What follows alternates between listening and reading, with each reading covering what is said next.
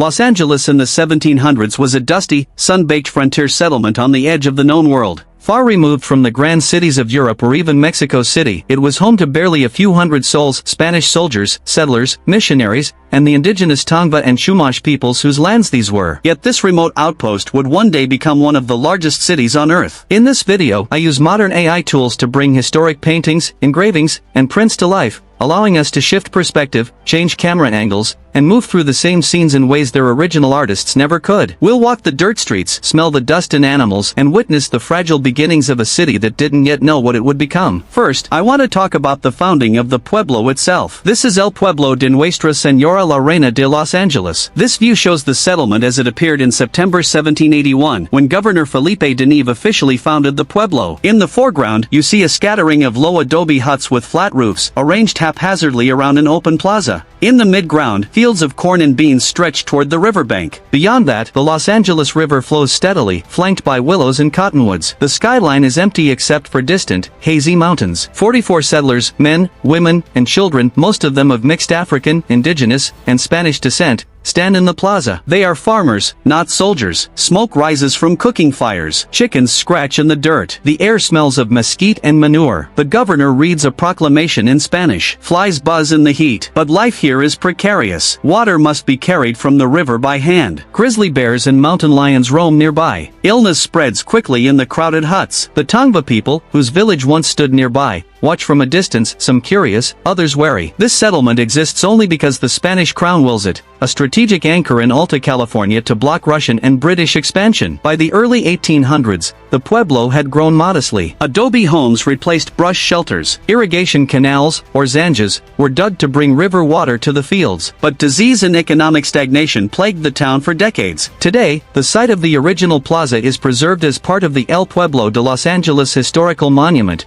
a collection of historic buildings near Union Station. You can still walk the plaza where it all began. This view shows the plaza and church of Nuestra Señora la Reina de Los Angeles. By the 1790s, the plaza had become the heart of the settlement. In the foreground, we see the small adobe church, built in 1784. Its walls are thick and plain, with a simple wooden cross atop a flat roof. In the mid-ground, settlers gather in the plaza, some on horseback, others leading oxen. The background shows the scattered homes of the Pueblo, no more than a few dozen structures. Inside the church, Mass is held every Sunday. The interior is dim, lit by candles. The floor is packed earth. The air is cool and smells of tallow and dust. Outside, children play near a fountain fed by one of the zanjas. Women wash clothes on the stones. Men argue over land boundaries and water rights. But tension simmers. The missionaries at nearby Mission San Gabriel de Arcangel hold enormous power, controlling land, labor, and indigenous converts. The Pueblo's settlers resent the mission's dominance. Disputes over water, grazing rights, and trade often turn violent. Disease, smallpox, measles spreads among the Tongva who have been forced into mission life. The church mattered because it was the only institution that unified the Pueblo. It was a place of baptism, marriage, burial. It anchored the community in ritual and order. By the 1820s, Mexico had won independence from Spain, and the mission system began to collapse. Secularization would redistribute mission lands, but chaos followed. The original church still stands today as La Iglesia de Nuestra Señora la Reina de Los Angeles, also known as La Placita, on Olvera Street, a living link to the Pueblo's founding. This is the Los Angeles River in flood. This view shows the river in late winter, swollen with rain. In the foreground, muddy water churns and rushes toward the sea. In the mid-ground, floodwaters spill over the banks, swallowing fields, and threatening adobe homes. In the background, settlers scramble to save livestock and belongings. The river is the lifeblood of Los Angeles, but it is also its greatest danger. Every few years, storms in the San Gabriel Mountains send torrents downstream. Adobe walls dissolve like sugar. Crops drown. Animals are swept away. The roar of the water is deafening. The air smells of wet earth and fear. In the dry season, the river can shrink to a trickle or vanish entirely underground. Water scarcity means constant conflict. Families guard their sections of the zanjas. Theft of water is a crime punished by the alcalde, the local mayor. Yet the river also sustained life. Fish swam in its pools. Deer and coyotes drank from its banks. Willows provided shade and building material. Without the river, there would be no Los Angeles. Today, the Los Angeles River is mostly a concrete trench, though recent efforts aim to restore parts of it to something closer to its natural state. The power of that river, though tamed, is not forgotten. This view shows a rancho and cattle roundup. By the early 1800s, massive land grants had created the rancho economy. This view shows a sprawling cattle ranch in the hills above the pueblo. In the foreground, vaqueros, skilled horsemen, rope and brand cattle. Dust clouds rise. In the midground, hundreds of longhorn cattle mill about, their hides mottled brown and white. In the background, low hills fade into the haze. The air is thick with the smell of sweat, leather, and burning hair. Vaqueros shout in Spanish. Cattle bellow. The crack of a whip echoes. These men are expert riders, many of them indigenous or mestizo. They wear wide-brimmed hats and leather chaps. Their horses are small, tough, and fast. But this economy is brutal. Cattle are raised for their hides and tallow, not meat. After slaughter, carcasses are often left to rot. The work is dangerous. Riders are gored, trampled, thrown.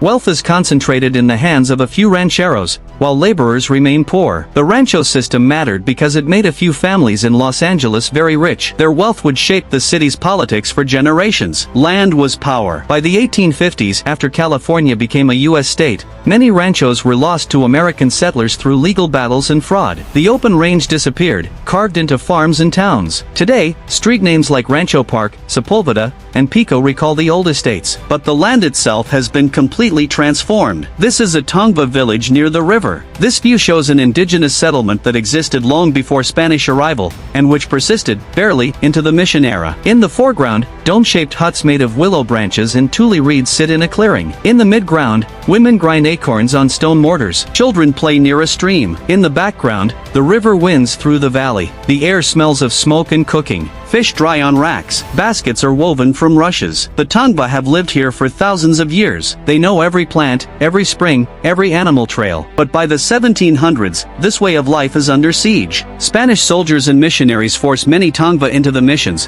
where they are baptized, renamed, and put to work. Disease kills thousands. Traditional lands are taken. Resistance is met with violence. Despite this, the Tongva do not vanish. Some flee into the mountains. Others survive within the mission system, preserving language, stories, and knowledge. Their presence shapes the landscape even when invisible to Spanish eyes. By the late 1800s, most Tongva were legally landless. Remarkably, though, their descendants remain in Los Angeles today, continuing to fight for recognition, land, and justice. The village may be gone, but the people endure. Los Angeles in the 1700s was a place of dust and hope, violence and faith, isolation and endurance. Standing in the plaza, surrounded by adobe walls and the smell of mesquite smoke, the future was impossible to imagine. Yet these settlers, soldiers, missionaries, and indigenous peoples were building something that would outlast them all. If there's another city, another moment, another scene you'd like me to reconstruct, whether it's ancient Rome, medieval Paris, or gold rush San Francisco, let me know in the comments. I'd love to hear what draws you to the past. Again,